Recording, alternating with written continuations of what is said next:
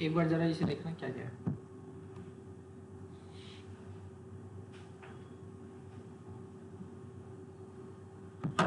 Require, क्या require किया हमने? ओएस। ओएस का मतलब ऑपरेटिंग सिस्टम, ठीक है। तो हमने जो है क्या इंपोर्ट किया है? ऑपरेटिंग सिस्टम को और यूआरएल को, ठीक है। अब जो ऑपरेटिंग सिस्टम है, आप जिस भी ऑपरेटिंग सिस्टम पे इसे चलाओगे, अपने कोड को चलाओगे, उसकी इंफॉर्मेशन लेने के लिए, उसके ऊपर ऑपरेशन परफॉर्म करने के लिए हम ये मेथड्स यूज करते हैं। कौन कौन से मेथड है जरा देखना। अभी पहले यूआरएल वाले कमेंट मारो।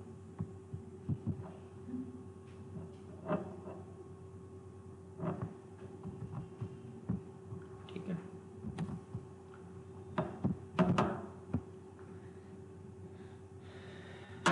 देखना।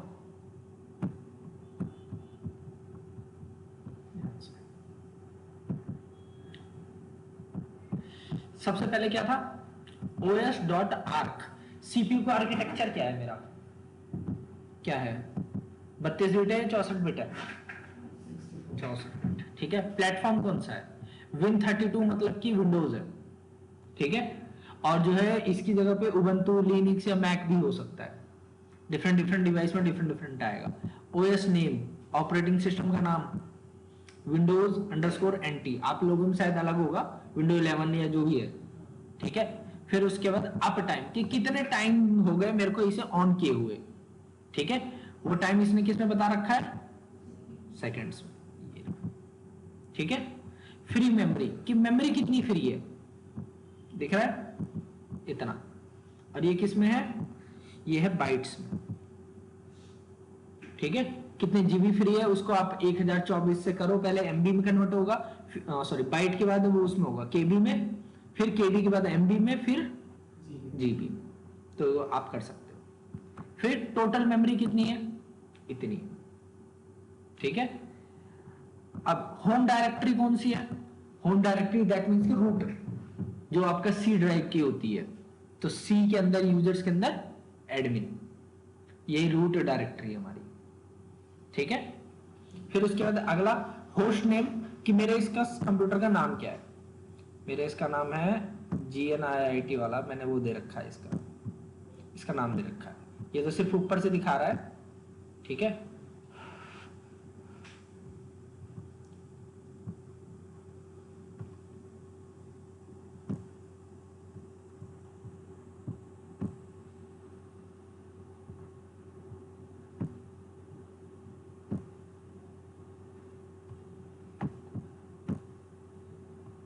ये देख रहे हो, क्लियर। तो जो भी आपने अपने उसका नाम दे रखा होगा डिवाइस का, वो ये है, ठीक है। की मत देख लेना।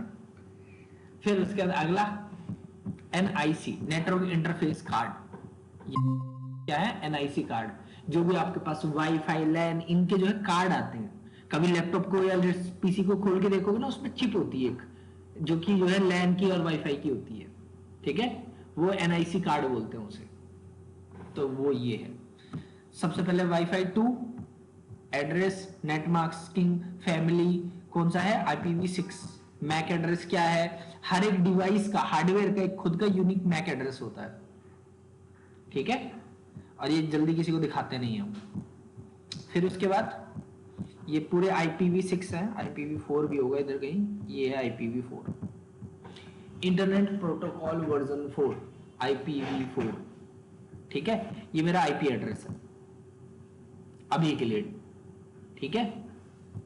फिर उसके बाद एक दूसरा इंटरफेस कार्ड भी है मेरे में। क्या होता है? ये नेटवर्किंग का कॉन्सेप्ट है, मास्किंग होती है, जो भी आप वो करते हो ना, डिफॉल्ट गेटवे, मास्किंग, ये पूरा नेटवर्किंग का कॉन्सेप्ट है, ठीक है। तो ये हमारे सिस्टम के बारे में पूरी जानकारी दे रहा है कि कितने NIC थे, नेटवर्क इंटरफेस कार्ड थे। तो उसमें जो सबसे मेन चीज है वो ये है, बस क्या है ये, ठीक है। जो ऑब्जेक्ट निकल रहे हैं उसमें से आपको देखना कौन सी फैमिली और एड्रेस क्या है, बस। किसी भी आदमी का IP एड्रेस पता करना है तो आप इस तरीके से कर सकते हो, ठीक है, या अपने सिस्टम का या जो भी है। फिर अगला OS डॉट सीपीयूज। हमारे ऑपरेटिंग सिस्टम में कितने सीपीयू है, कितने कोर्स है, ठीक है। देखो ये सबसे पहला है करली ब्रैकेट मतलब एक ऑब्जेक्ट, ठीक है। एक है जिसमें हमने बोल रखा है कि i7 7th जेन है, सीपीयू है 2.70 गीगाहर्ट्ज के साथ, ये मेरे उसके सिस्टम का सीपीयू है। आप सबका अलग अलग आएगा, ठीक है। हो सकता है किसी का i3 हो, किसी का i5, किसी का पेंटियम, किसी का डुअल कोर, ठीक है, कोर टू डुओ, किसी का अलग अलग। फिर उसके बाद स्पीड क्या है इसकी maximum, times, user, nice, system idle, कितना टाइम से आइडल पड़ा हुआ है, तो ये सारी मतलब जानकारी है। मॉडल, स्पीड और टाइम्स, ये दूसरे वाले का है, ये तीसरे वाले का है, ये चौथे वाले का है, ये क्या है, हाँ 4, मेरे पास 4 है बस, 1 2 3 4, मेरे हिसाब से मेरे पास 6 थे। 4 लॉजिकल प्रोसेसर, 4 बहुत कम है यार। ये दिख रहा है 2 कोर्स 4 लॉजिकल प्रोसेसर्स। और जो ये ऑब्जेक्ट आया है कितनी बार आया है, 1 2 3 और ये 4, यहां तक, ठीक है। तो ये मेरे पूरे सीपीयू का जो प्रोसेसर है उसके बारे में जानकारी दे रहा है। क्लियर?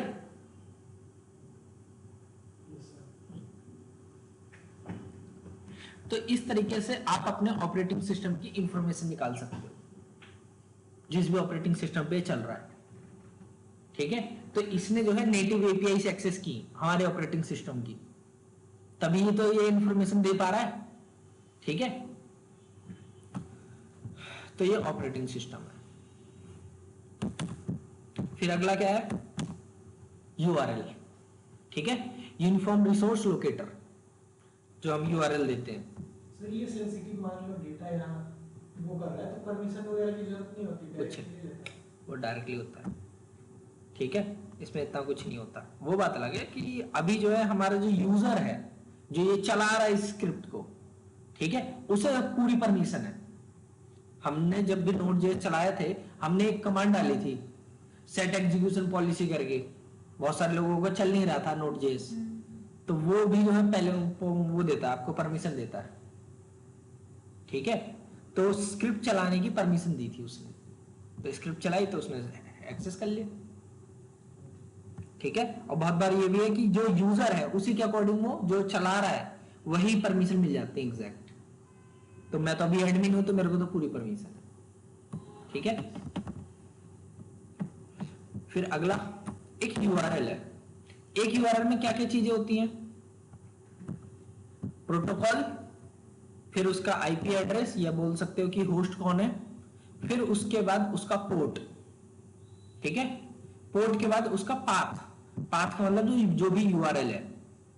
क्वेश्चन मार्क करने के बाद उसे बोलते हैं क्वेरी पैरामीटर। क्या भेज रहे हैं हम, क्वेरी पैरामीटर्स। क्वेरी में क्या क्या पैरामीटर भेज रहा हूं, name equal to John Doe and age equal to इतना, हैशटैग, हैशटैग का मतलब ये है कि सेम पेज पे कहां जाना है आपको, ठीक है। ये हैश है, जैसे वो HTML में बताया नहीं थे सेम पेज पे लिंक करना, वो चीज।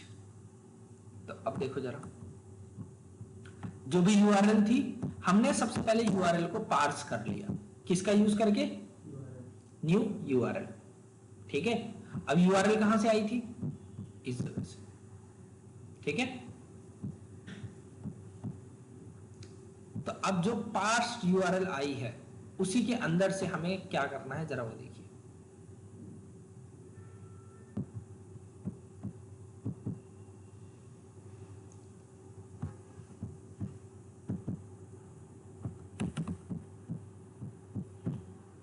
ठीक है, सबसे पहले जो भी पार्स यूआरएल आई है उसको प्रिंट करा दो, ठीक है।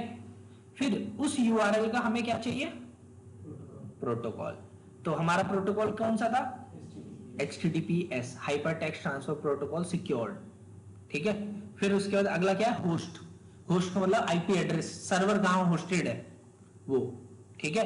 फिर उसके बाद पोर्ट, जो भी हमारा पोर्ट जिस पे हमारी एप्लीकेशन चल रही है, एक एप्लीकेशन सिर्फ एक पोर्ट पे चलती है, ठीक है। मतलब कि एक पोर्ट पे एक एप्लीकेशन चल सकती है, ये बोला जाता है। ठीक है, फिर उसके बाद अगला पाथ का नाम, फिर सर्च पैरामीटर्स, दैट मीन्स की क्वेरी पैरामीटर्स, जो ये था नेम इक्वल टू इतना, एज इक्वल टू इतना, फिर हैश। तो डिफरेंट डिफरेंट पार्ट निकाल रहा है यूआरएल से या नहीं? देखो प्रोटोकॉल ये है, ओके सॉरी, ये वाला ऑब्जेक्ट है, ये बड़ा वाला क्या है? ऑब्जेक्ट है पूरा। ठीक है, हमारा जो है वो ये था, ये वाला। ठीक है, जब हमने ये प्रिंट कराया था पार्स्ड यूआरएल, तो ये एक तरीके का क्या था? ऑब्जेक्ट था या नहीं था? पार्स्ड यूआरएल, देखो कॉमा करके लिखा हुआ है, href hyper text reference, that means की पूरी लिंक, फिर ओरिजिन, फिर प्रोटोकॉल, यूजर नेम, पासवर्ड कुछ नहीं है, होस्ट, फिर होस्ट नेम, फिर उसके बाद पोर्ट, पाथ, सर्च पैरामीटर्स, देख रहे हो, फिर उसके बाद हैश। तो एक यूआरएल के डिफरेंट डिफरेंट पार्ट जब भी आपको चाहिए हो निकाल के, उसमें से तो आप इसका यूज कर सकते हो। ये मेनली पता आप कब करते हैं? जब यूआरएल के पैरामीटर्स आते हैं ना, तब यूआरएल के पैरामीटर्स की, जैसे कि लेट करो यूआरएल में कोई डेटा भेज रहा है, तो उस सिचुएशन में हम इससे निकाल लेते हैं। ठीक है,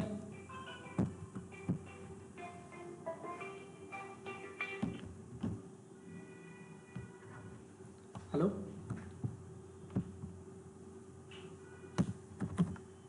हेलो,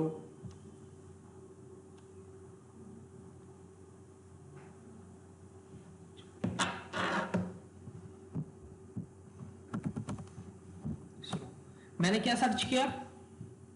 मंथली 8861 यूआरएल, देखो ध्यान से, कंट्रोल ए, कंट्रोल सी, यहां control N, control V, alt Z, देखो ध्यान से। सबसे पहले ये इसका क्या है? प्रोटोकॉल कॉलर करके ये इसका होस्ट है, जहां पे होस्ट कर रखी है। ठीक है, आपको किसी वेबसाइट का आईपी एड्रेस ऐसे नहीं दिखता। आईपी एड्रेस देखने के लिए हमें क्या करना पड़ता है? उसको पिंग करानी पड़ती है। ठीक है, और भी जो आप ऑन इंटरनेट पे अगर सर्च करोगे कि इसका आईपी एड्रेस क्या है, तो आपको मिल जाएगा। ठीक है, फिर उसके बाद सर्च, ये हमारा पाथ है, question mark, q equal to Aman Tiwari 8861, query क्या जा रही है गूगल के पास? क्यू मतलब क्वेरी, वो गूगल वालों ने नाम रखा है वेरिएबल का, आप कुछ भी दे सकते हो। जैसे फॉर्म में हम देते हैं, नहीं देते? देते हैं ना, नेम ईमेल ये सब देते हैं, तो name equal to name equal to email, इस तरीके से। तो ऊपर यूआरएल में दिखाता है। And new window equal to 1 का मतलब ट्रू, एंड SCA_ESV, ये कुछ ना कुछ वेरिएबल होगा जो ये कुछ कर रहे होंगे। ठीक है, फिर ये इसकी वैल्यू है, फिर उसके बाद एंड SXSRF, ये सिक्योरिटी के लिए होगा मेरे को लग रहा है। CSRF तो है नहीं, क्रॉस साइट रेफरेंस फॉर्जरी, नहीं वो नहीं है। जो भी है एक टोकन है। ठीक है, ये क्या है? वैल्यू की है, और उसकी वैल्यू देखना, ये पूरी की पूरी है, ये पूरी यहां से लेके यहां तक। ये एक तरीके का टोकन भी हो सकता है जो ये भेज रहा है गूगल। ठीक है,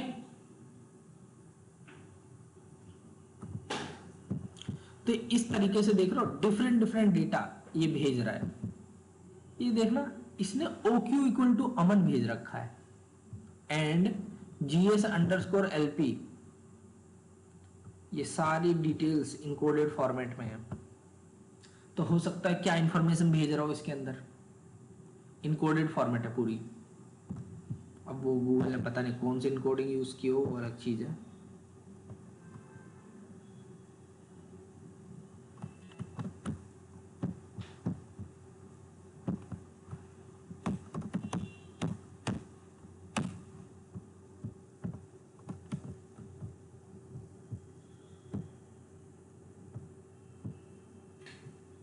अनवांटेड कैरेक्टर,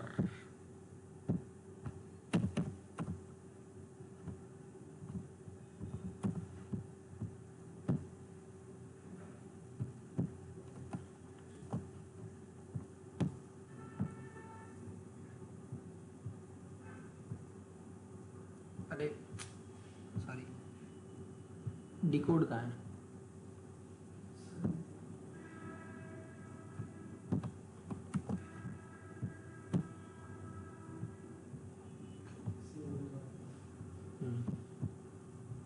उन्होंने जो भी फॉर्मेट लिया उसको छुपा रखा है, ऐसे दिख नहीं रहा। लेकिन एक मिनट जरा ये देखना, ये पूरा डायरेक्ट ऐसे दिख रहा है, ठीक है। इस जगह देखना ध्यान से, एक छोटा सा डेटा डंप मिल गया हमें। अमन दिख रहा है? ऊपर वाले में क्या अमन था? नहीं। इसने स्ट्रिंग को तो चलो इनकोड कर दिया, बाकी नंबर नंबर जो है उनको ठीक से इनकोड किया नहीं होगा गूगल ने, ठीक है। तो इसके अंदर इंफॉर्मेशन छुपा के गूगल भेज रहा है। सर इसका कुछ आइडिया तो होगा ना डिकोड करने का? वो गूगल का एल्गोरिथम है, अब वो आपको पता नहीं होगा तो डिकोड कर ही नहीं सकते, ठीक है। क्या पता ये JWT टोकन हो, लग नहीं रहा बट हो सकता है। और JWT टोकन को रिजॉल्व करने के लिए आपको चाहिए होगा सॉल्ट, मतलब रियल वाला नमक नहीं, ठीक है। उसकी जो सीक्रेट की होती है वो चाहिए होती है, जो कि हमारे पास है नहीं, ठीक है। मेरे को लग ही रहा है ये JWT है, ठीक है। लेकिन एक मिनट, डॉट है या नहीं है इसमें?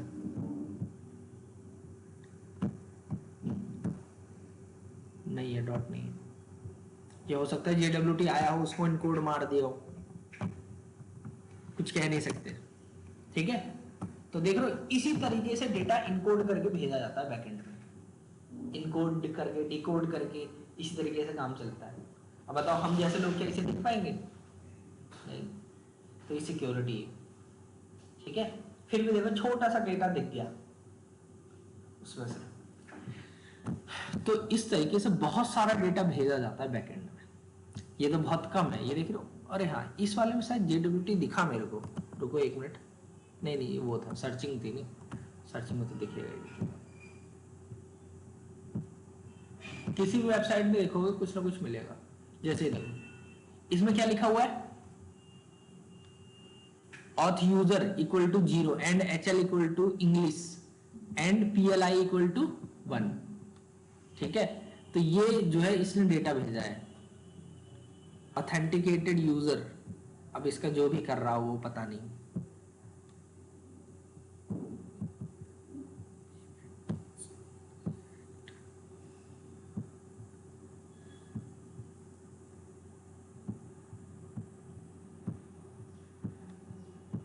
कोई पार्ट है नहीं।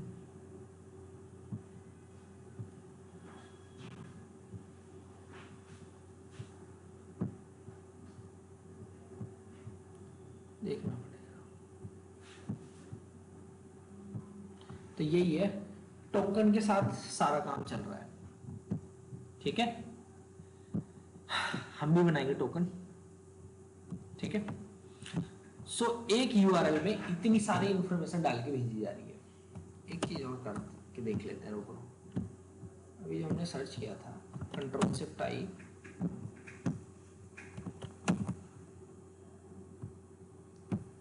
Application, local storage,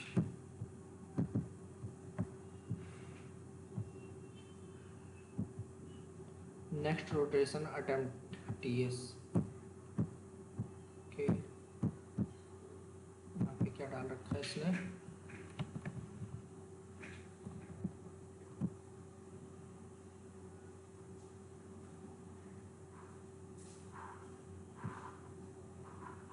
oh nice, इसने अच्छा खासा डेटा भर रखा है।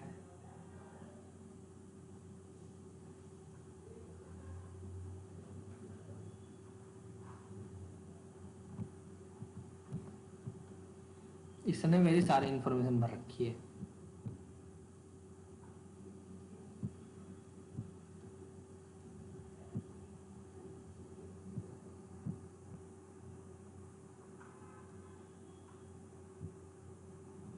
मैंने लास्ट टाइम जो जो सर्च किया था ना, वो तक इसने जो है स्टोर करके रखा हुआ है पूरा।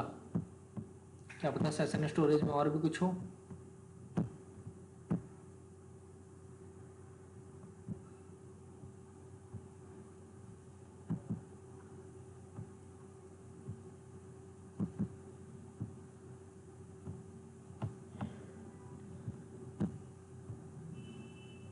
ये जो आईडीज है इनके अकॉर्डिंग कुछ ना कुछ कर रहा होगा ये, ठीक है। तो देख रहे हो कितना डेटा भरा पड़ा है इसमें। कुकीज में तो पूछो ही मत, लेकिन सारी सिक्योर्ड कुकीज है। इन सब की वैल्यू देखो इनकोडेड है, सबकी वैल्यू इनकोडेड है।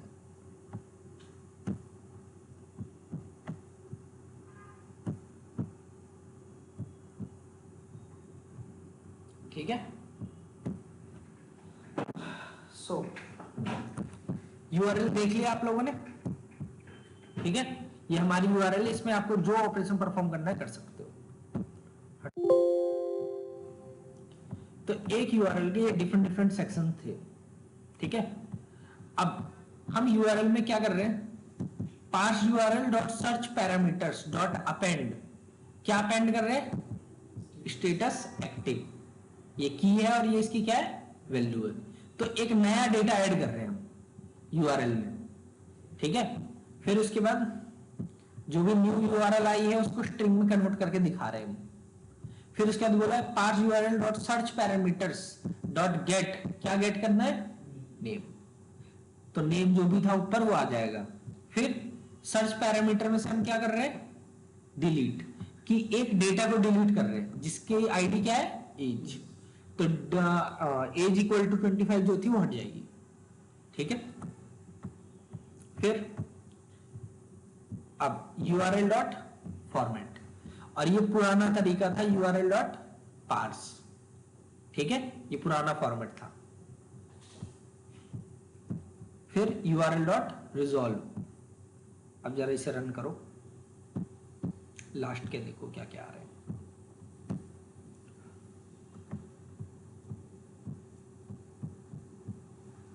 नई यूआरएल क्या बनी जरा देखना, स्टेटस इक्वल टू एक्टिव। क्या ये सेक्शन के बाद बना, पहले, तो इसका मतलब है सही जगह पे डाल रहा है ये डेटा, ठीक है। फिर उसके बाद गेट नेम, नेम क्या था उसका, फिर रिमूव कर दिया हमने किसको, एज को। तो एज इक्वल टू 25 जो थी हमने यहां देखो हटा दी या नहीं हटा दी, हटा दी। फिर यूआरएल को हमने पूरे को प्रिंट कर लिया, ये पूरी यूआरएल को क्या कर लिया, प्रिंट, पुराने तरीके से। और फॉर्मेट करने के बाद ये है, ठीक है। जरा देखो,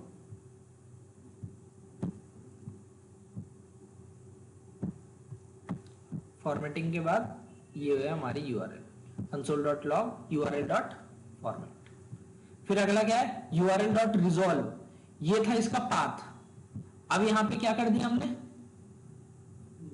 न्यू पाथ। ये रिजॉल्व बहुत ज्यादा यूज होता है, ठीक है। तो अब देखो जरा, सॉरी, यूआरएल में देखो https://example.com/न्यू पाथ, पुराना वाला पाथ हटके न्यू पाथ। तो एक यूआरएल के साथ ये डिफरेंट डिफरेंट ऑपरेशन परफॉर्म कर सकते हो।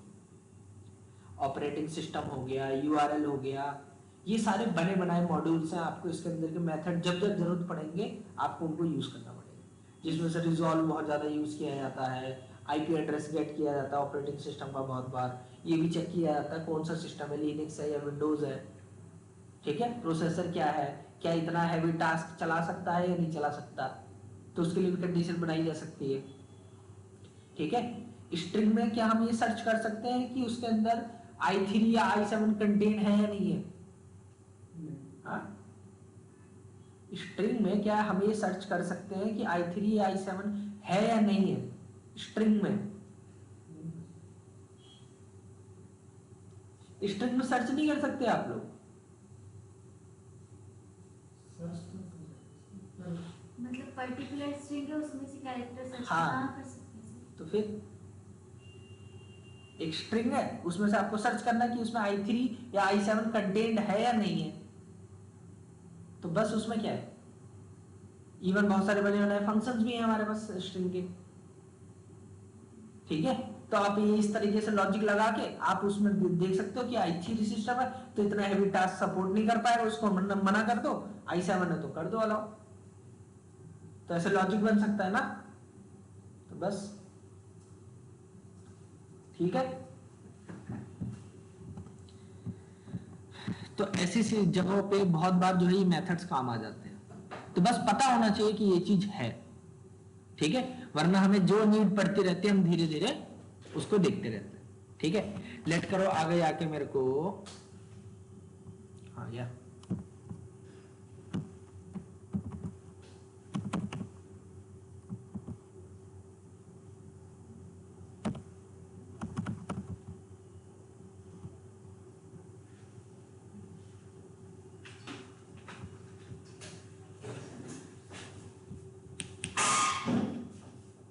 ठीक है।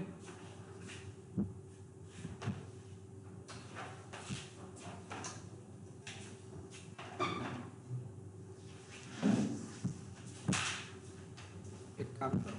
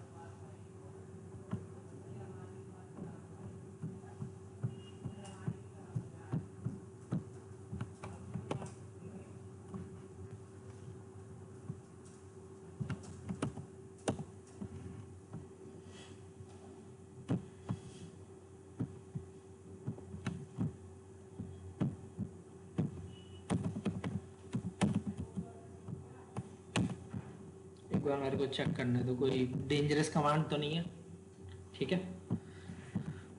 पाथ, फाइल पाथ,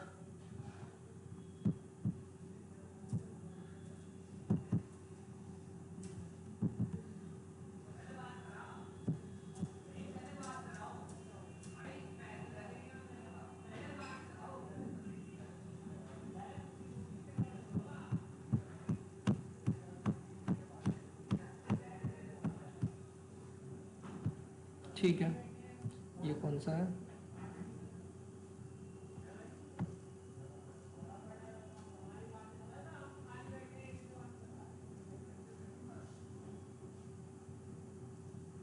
ठीक है।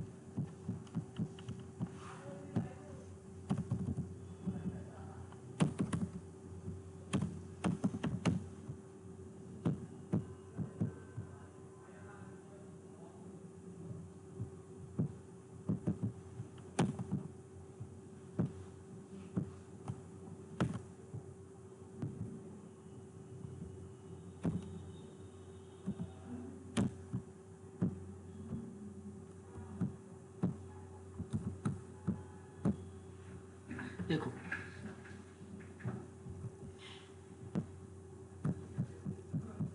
ये देख रहे हो, सबसे पहले मैंने पाथ को प्रिंट कराया।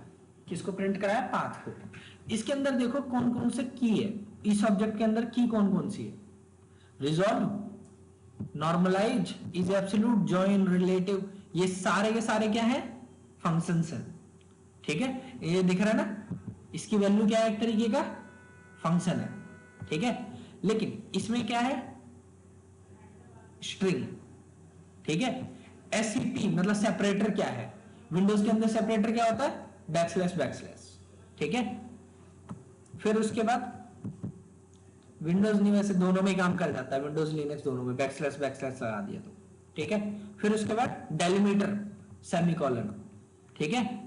फिर Win32 मतलब कि विंडोज, POS IX, इसके अंदर भी ये सारा डेटा पड़ा हुआ है, ये पूरा का पूरा पाथ ऑब्जेक्ट है। आ जाओ,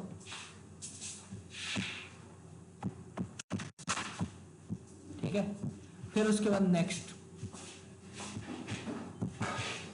ये दिख रहा है, अगर मैंने एक URL दे रखी है,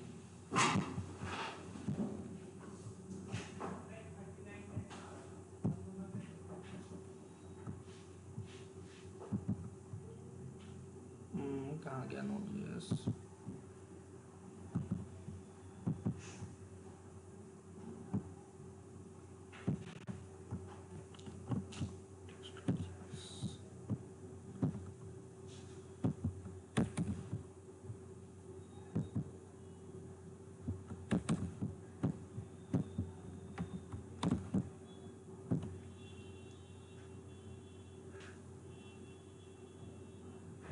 अभी पूरा खाली आ रहा है।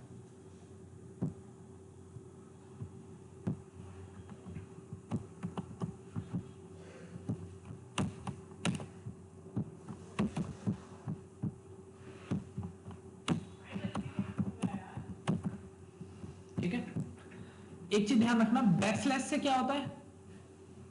स्केप सीक्वेंस होते हैं हमारे। कौन कौन से होते हैं escape sequence? Backslash n, backslash t, backslash backslash, backslash double quote, backslash single quote, different different होते हैं। तो यहाँ पे ये बोल रहा है कि हो सकता है इसमें जो ये स्ट्रिंग है ये स्केप सीक्वेंस की तरह ट्रीट की जाए। ठीक है, तो उसके लिए देख रहा है। अब जरा इसे रन करो, क्या आ रहा है। सबसे पहली चीज, ये हमने पूरा पाथ डाल रखा था फाइल नेम के साथ। ठीक है, अब मैं यहां पे क्या कर रहा हूं, बेस नेम। ठीक है, तो इसका बेस नेम क्या था? इसका बेस नेम था प्रोफेशनल डेटा, उसके अंदर ड्यूकेट, ड्यूकेट के अंदर मर्न। ठीक है, लेकिन जरा ये देखो ध्यान से, ये देख रहे हो मर्न के बाद जो नोड था, नोड जेस लिखा था ना मैंने, वो कहाँ आया? आ जाओ। एग्जैक्टली, दिक्कत पड़ गई। अब वो नोड था और वो अगली लाइन में आने लग गया। तो ये पाथ तो ठीक नहीं है ना, हमें इस पाथ को क्या करना पड़ेगा? नॉर्मलाइज करना पड़ेगा। ठीक है,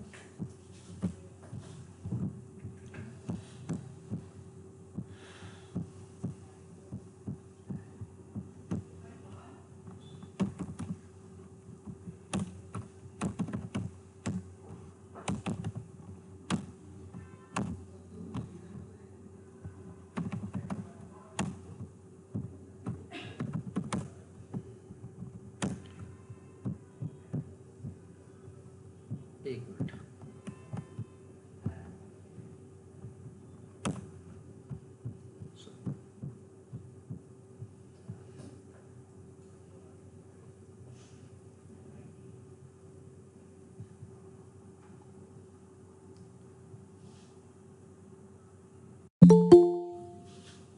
क्या दे रहे हैं? स्ट्रिंग दे रहे हैं ना।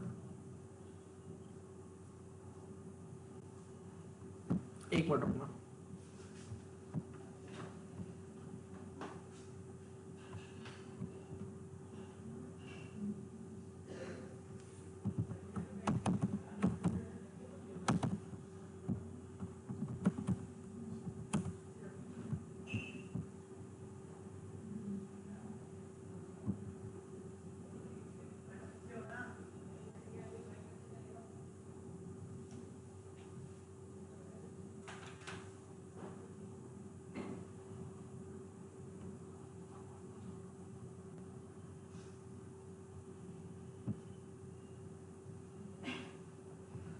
नहीं आ रहा, ये दोनों के दोनों एक लाइन में कैसे आ रहे हैं?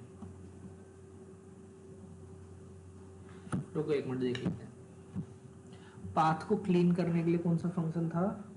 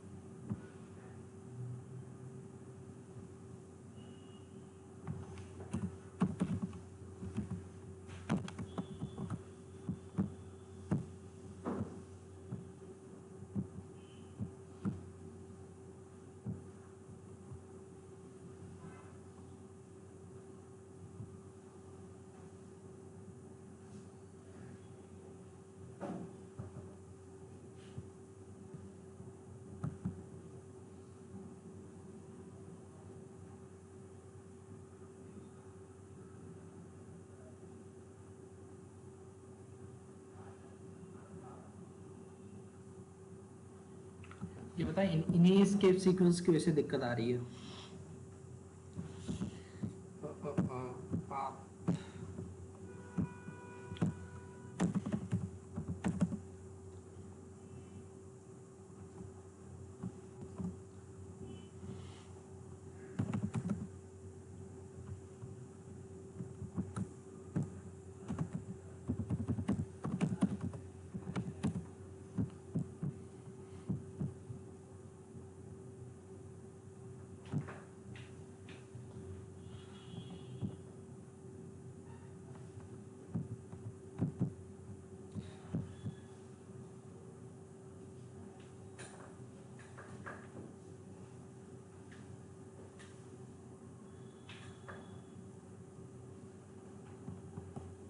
नहीं हो रहा।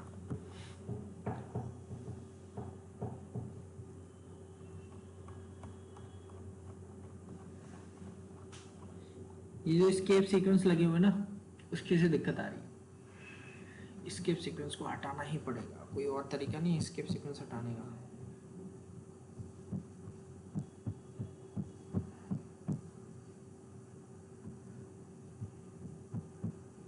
ज्वाइन तो काम नहीं आएगा।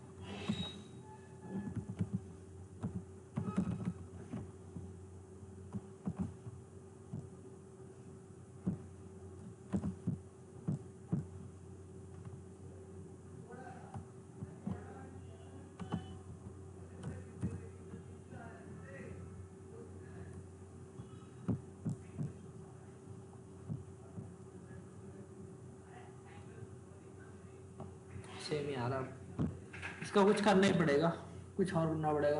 कस्टम लॉजिक बना सकते हैं हम, ठीक है, हम कस्टम लॉजिक बना सकते हैं।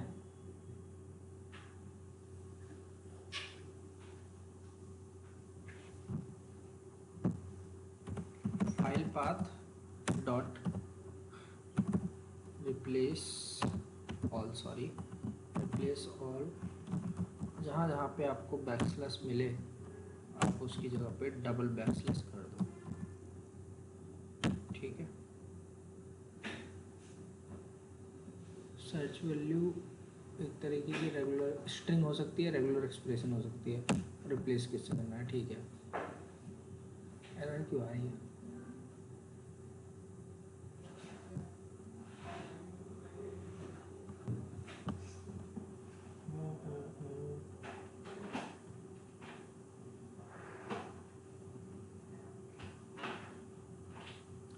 ओके, ओहो, ये स्किप सीक्वेंस होता है। बैकस्लैश एक स्किप सीक्वेंस है, और डबल बैकस्लैश उसको मिल गया कि ये जो है हमें बैकस्लैश चाहिए। आप एक बार देख लेते हैं। डबल बैकस्लैश का मतलब एक ही बैकस्लैश होगा ये, तो देखते हैं। लॉग फाइल पाथ, नहीं तो 4 बार बैकस्लैश लगा देंगे यहाँ पे, तो हो जाएगा काम।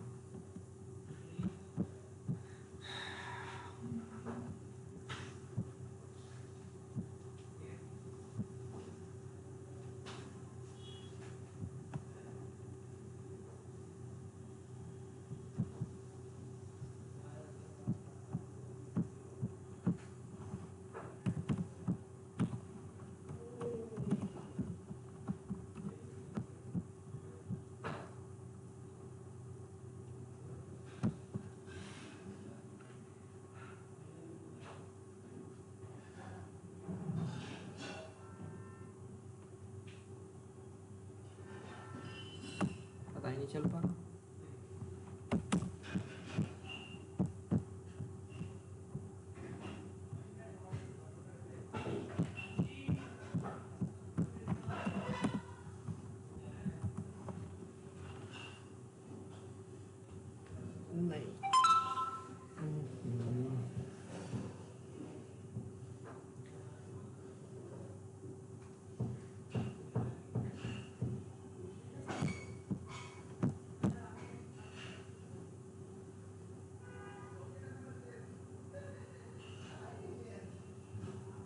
रिप्लेस ऑल काम तो कर नहीं रहा।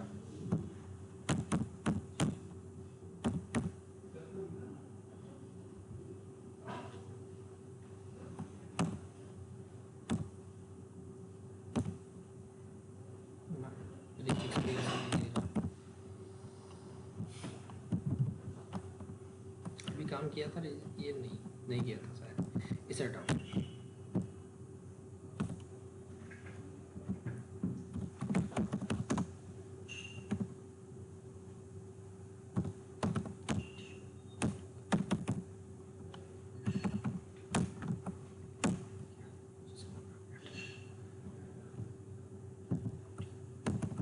एक मिनट बस, कस्टम बाजू बनाना पड़ेगा बैठ के।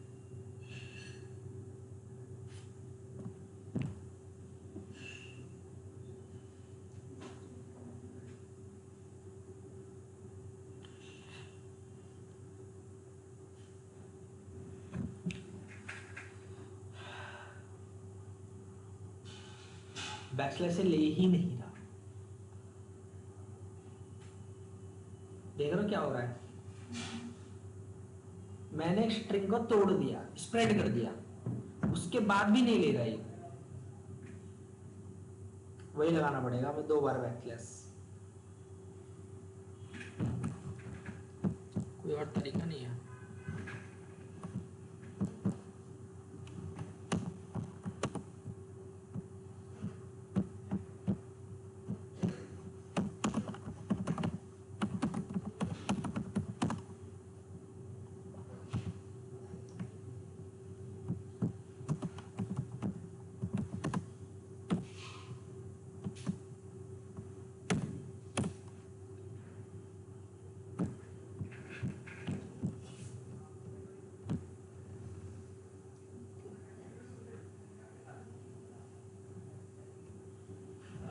इसने बोला कि ये वाली रिजेक्ट्स लगा लो, वो भी ग्लोबल, जहां जहां पे बैकस्लैश का मतलब होता है एक बार बैकस्लैश।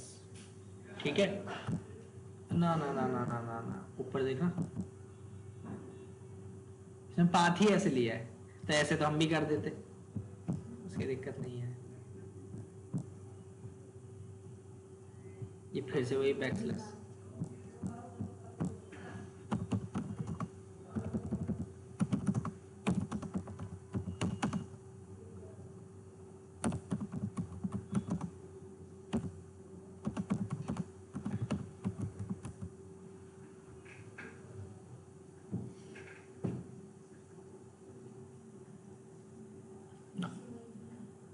इसके पास भी कोई जवाब नहीं है।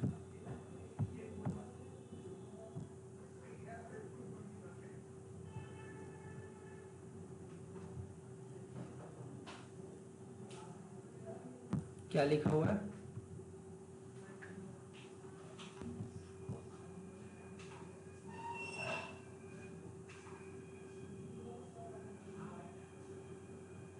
नीचे तो बोल रहा है कि मतलब जैसा आप एक्सपेक्ट कर रहे हैं वैसे नहीं चलेगा।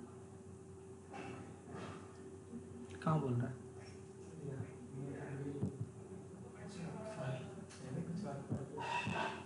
ठीक है, जो भी है ये वही बोल रहा है कि अगर इस तरीके का पाथ आया तो उसको नहीं वो मानेगा, अगर यूजर से आया तो कुछ देखा भी जा सकता है, लेकिन फिर से वेरिएबल में स्टोर करेंगे।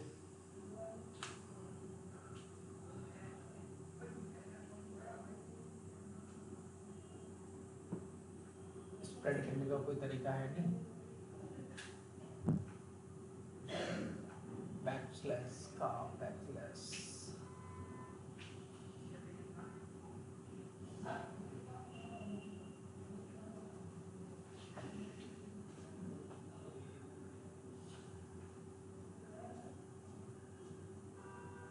और कोई रास्ता नजर नहीं आ रहा। कुछ तो होगा यार, कोई नहीं, अभी के लिए 2 बार बैकस्लैश कर लो। ठीक है,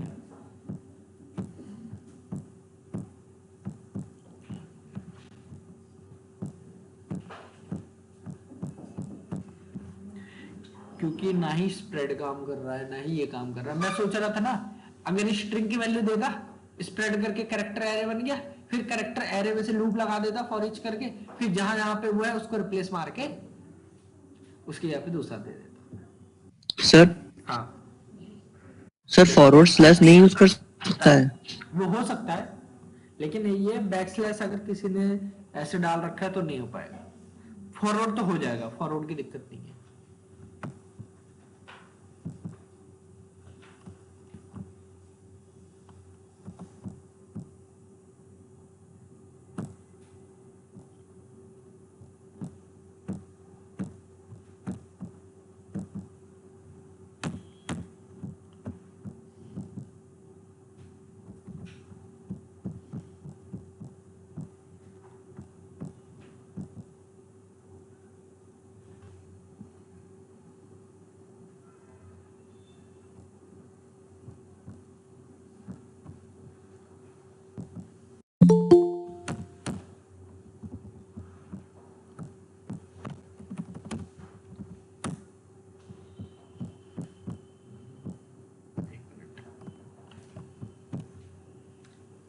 फ्रेश ये दिख रहा है।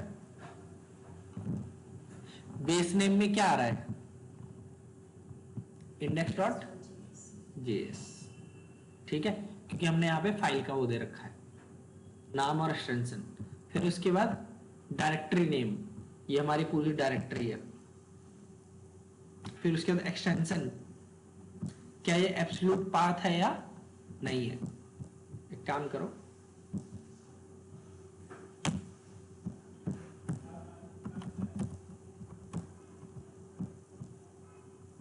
ठीक है, आ गया यही है, ठीक है।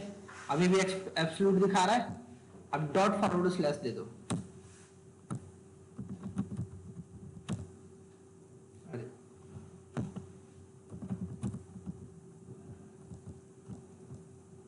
अब क्या आ रहा है?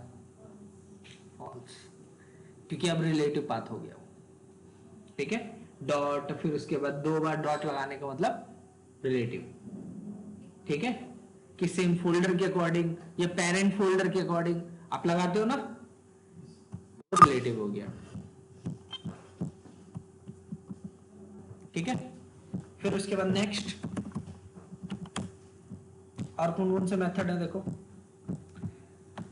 ज्वाइन, हमने क्या किया, ज्वाइन कर दिया। किस किस को ज्वाइन किया है?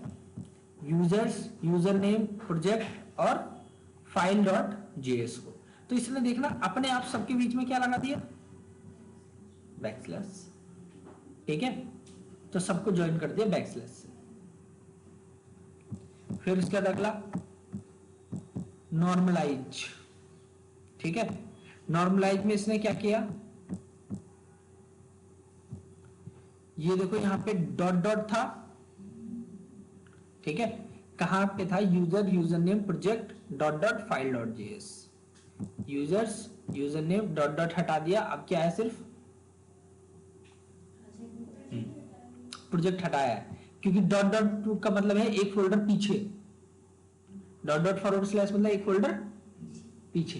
तो एक फोल्डर पीछे का मतलब ये फोल्डर के भी पीछे कहां पर है? यूजर नेम में हुआ, जाहिर सी बात है भाई। अगर आप प्रोजेक्ट में हो, प्रोजेक्ट किसके अंदर है? यूजर नेम में।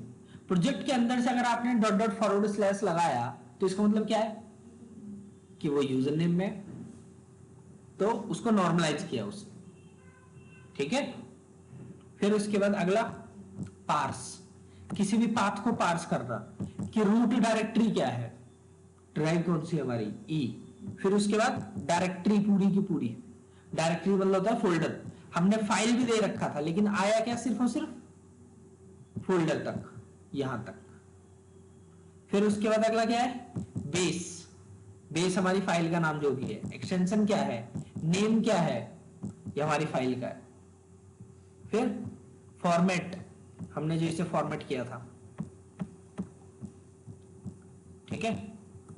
किसी भी ऑब्जेक्ट से जो हमने पाथ बनाया है ये वाला, तो उसको दोबारा से लेके आना, फॉर्मेट,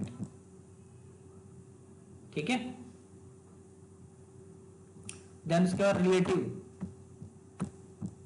ये रहा रिलेटिव, इसने क्या बोला कि इसके अकॉर्डिंग यूजर के अंदर, यूजर नेम के अंदर प्रोजेक्ट, और यहां पे क्या है, यूजर्स के अंदर यूजर नेम। ठीक है, तो ये क्या बोल रहा है कि अगर आप यूजर नेम में हैं और ये प्रोजेक्ट के अंदर है, तो प्रोजेक्ट के कितना पीछे है वो, डॉट डॉट, हाँ ये देखो यहां पे प्रोजेक्ट कितने फोल्डर के अंदर है, 2, और यहां पे slash users slash user name, इसकी रूट डायरेक्टरी है।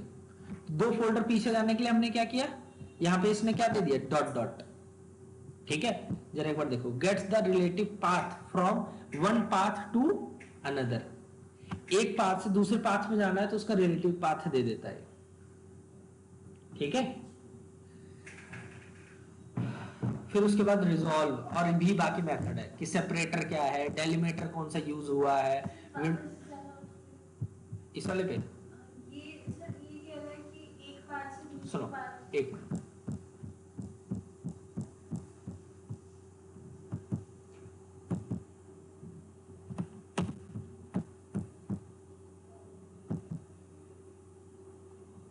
कहाँ गया ये?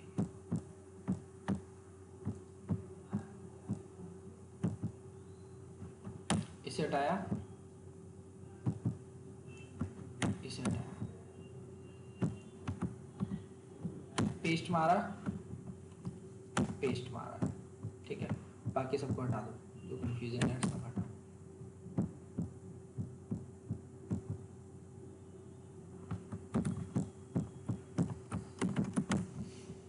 ठीक है, अभी इसमें कुछ चेंजेस करने हैं। ठीक है, ये अभी दोनों सेम है तो कुछ नहीं आया रिलेटिव में। अब देखो ध्यान से, इंडेक्स हटाया। ठीक है, नोडमॉन चला लेते हैं यार, ऐसे काम नहीं कर रहा। नहीं नहीं, ये फाइल है ना, कोई नहीं, देखते हैं। नोडमॉन path.js,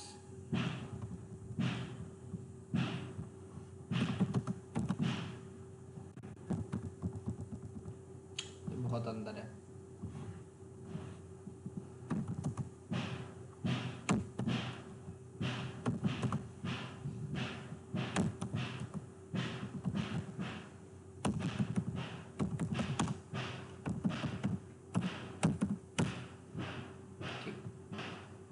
नया वर्जन अवेलेबल है, हाँ कोई नहीं, ठीक है।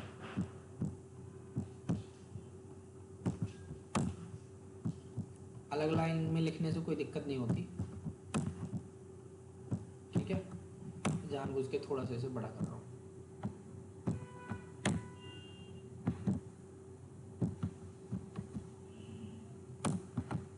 बस ये देखो,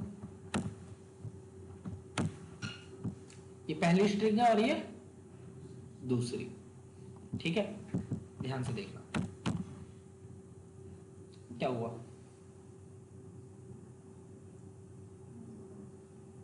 अगर आप लोग यहां पर हो, इस जगह पे हो, आपको इस फाइल तक पहुंचना है तो आपको क्या लिखना पड़ेगा,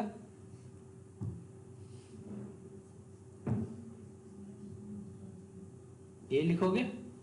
ठीक है, अब लेट करो,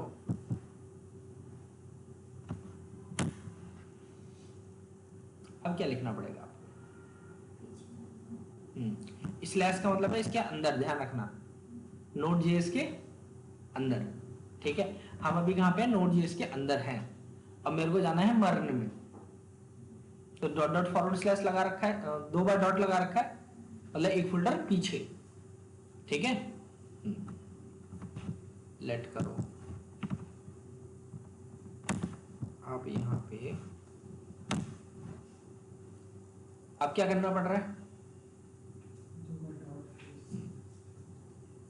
ठीक है, तो अगर मेरे को यहां से वहां पे जाना पड़ रहा है तो डॉट डॉट लगाना पड़ रहा है नहीं, तो यही है इन्हीं के बीच का डिफरेंस बता रहा है।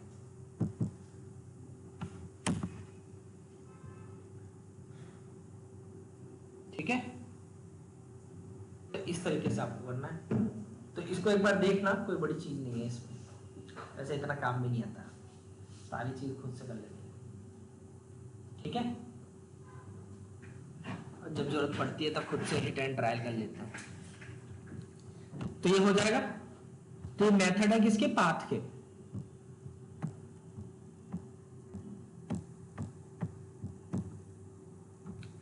ये विंडोज विंडोज सबके हैं कि विंडोज में अगर कोई पाथ क्रिएट करना है तो ज्वाइन लगाओ, ठीक है, ये सारा पूरा, ठीक है।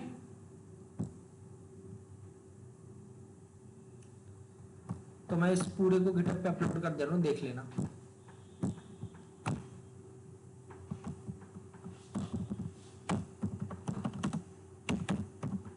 करंट वर्किंग डायरेक्टरी कहाँ गई, CWD,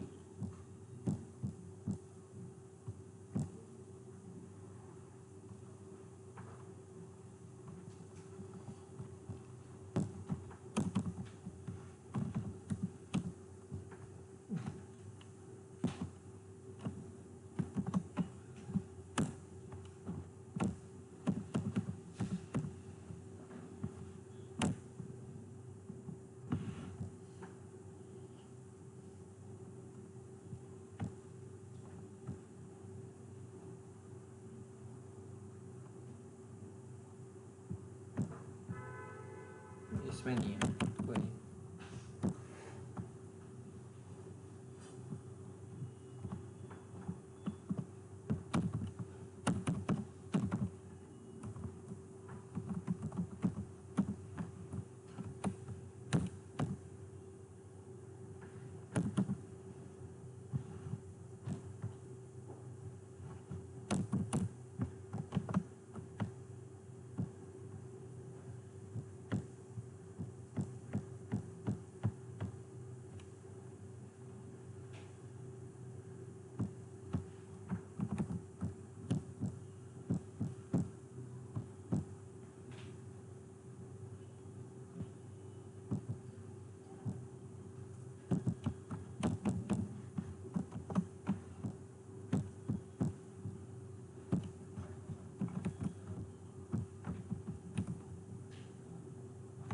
इसमें नहीं है, OS में नहीं है।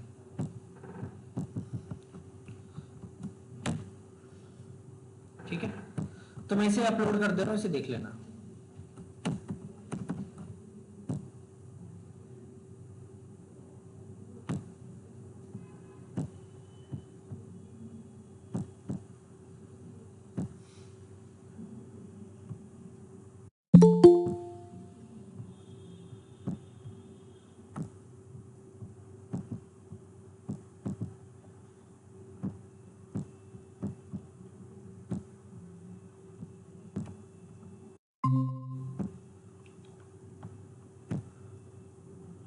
आप लोगों को बैच कितने से था, 4 से ना? बहुत बढ़िया। वीकडे में 4 बजे से शुरू होता था एडवांस जावा। कोई नहीं, बाकी बच्चे कहाँ हैं? किसी की खबर ही नहीं। बहुत बढ़िया। कौन कौन आया आज?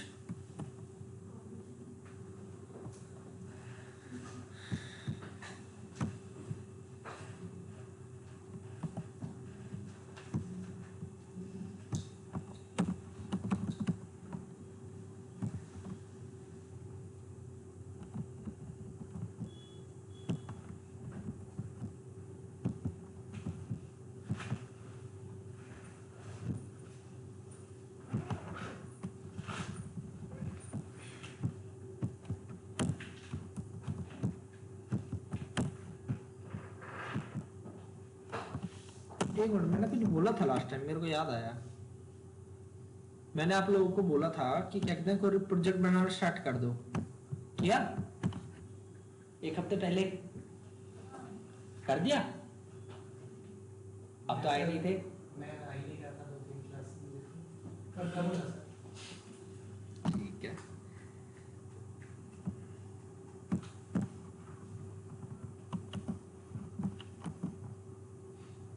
एडवांस राउंड क्या चल रहा था आप लोगों का? खत्म हो नहीं हुआ अभी तक? लास्ट क्या चल रहा था? अभी सिर्फ लिस्ट खत्म हुई है।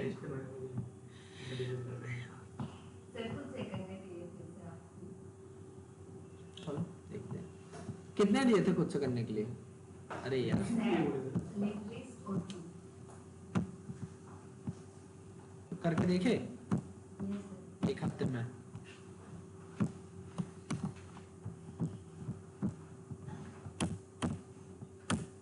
चलिए फिर reacted 1 reacted 2 30 ठीक है।